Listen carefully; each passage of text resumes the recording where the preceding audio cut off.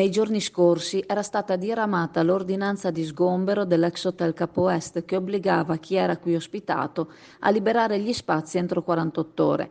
Nei giorni successivi alle persone che qui avevano alloggio è stata notificata l'ordinanza. Ci si aspettava che la stessa venisse rispettata e che ad oggi all'interno dell'hotel non ci fosse più anima viva, a parte i topi. Eppure ci sono volti che continuano ad affacciarsi dalle terrazze, ad uscire dalla struttura per poi fare ritorno, ma assolutamente non si vede il clima che ci si aspetterebbe, con persone impegnate in un qualche tipo di trasloco, anche solo munite di bagagli. Questa mattina una pantera della Polizia di Stato si trovava parcheggiata davanti all'albergo e dall'interno dello stesso uscivano voci confuse e concitate, ma chi è uscito allontanandosi di fretta appena visto la pattuglia è poi rientrato come niente fosse. Ordinanza, secondo Oxford Languages, si tratta di un ordine emanato da un'autorità, in questo caso di un provvedimento che va messo in atto. Le 48 ore sono passate, quindi ci chiediamo, avrà veramente luogo lo sgombero dell'ex Hotel Capo Est?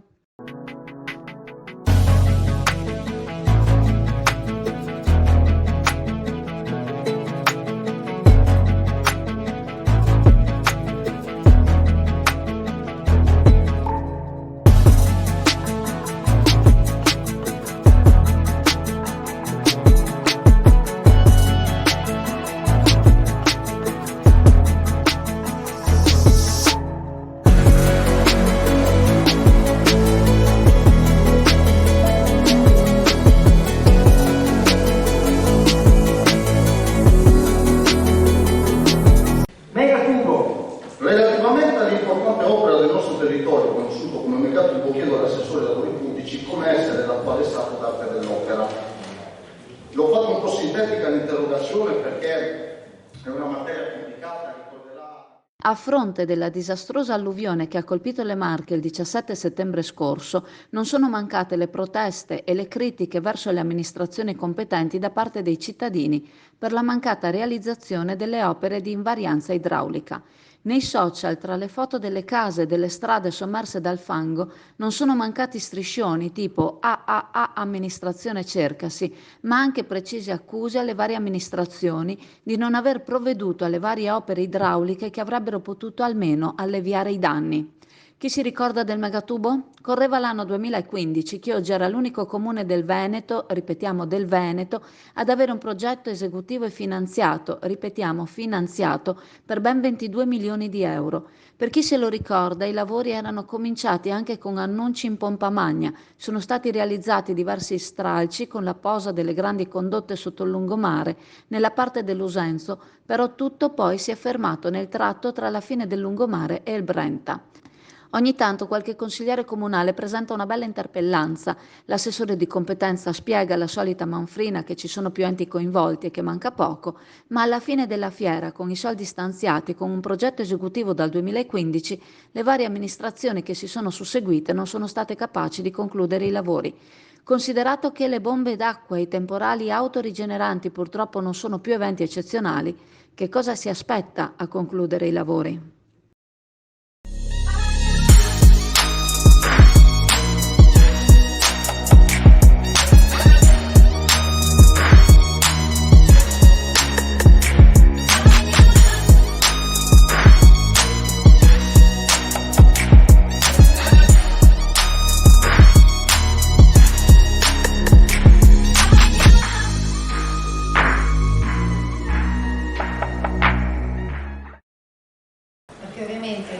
Per come lavoro io che non sono di questo settore, però sono della provincia di Venezia, abbiamo 7.000 km di costa e deve esserci un futuro dove la pesca viene considerata nel nostro paese un settore strategico, perché non stiamo parlando di un qualcosa che è occasionale.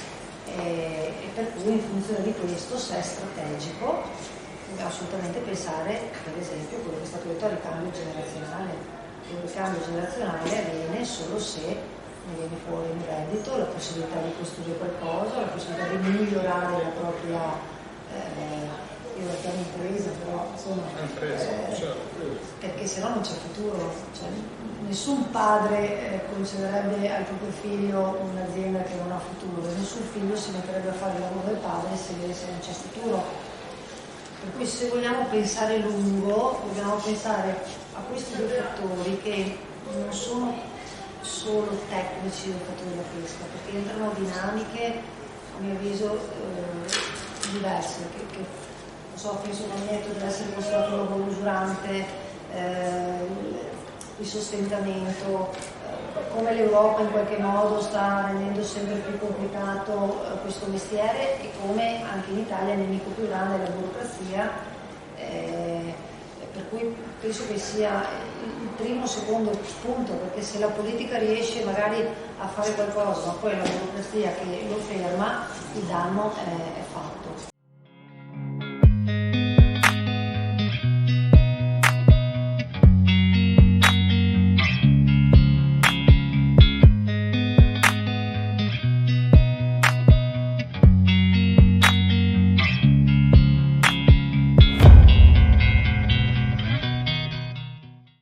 Se vuoi essere raggiunto dalle nostre news, seguici su WhatsApp, aggiungi in rubrica il numero 329 695 7138 e chiedi di restare informato, oppure su Telegram cerca Azzurra Network News.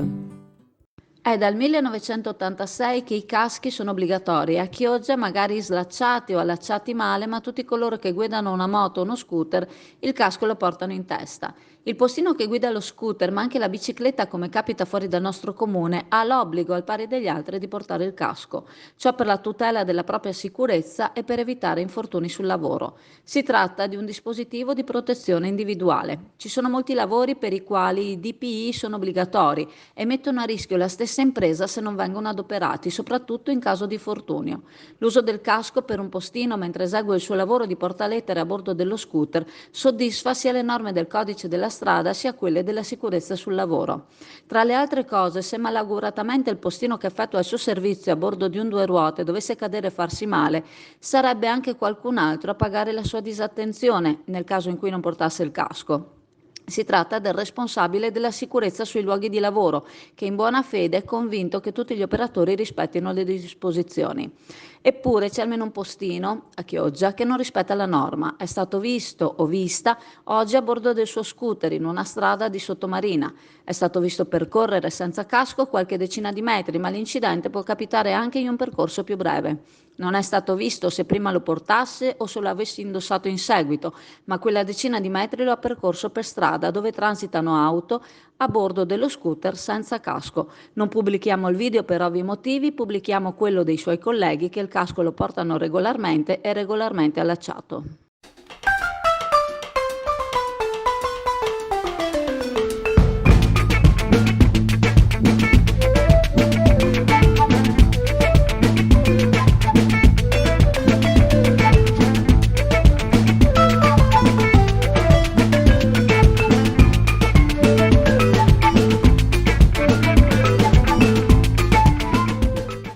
Il presidente della Regione Veneto Luca Zaia ieri ha annunciato l'attivazione della colonna mobile della Protezione Civile regionale del Veneto per portare aiuto alle zone alluvionate della Regione Marche. La disponibilità è stata data fin dal primo momento e il Veneto farà la sua parte. Ieri mattina è stato richiesto comunque ciò nel corso della riunione di coordinamento degli aiuti dal Dipartimento Nazionale di Protezione Civile.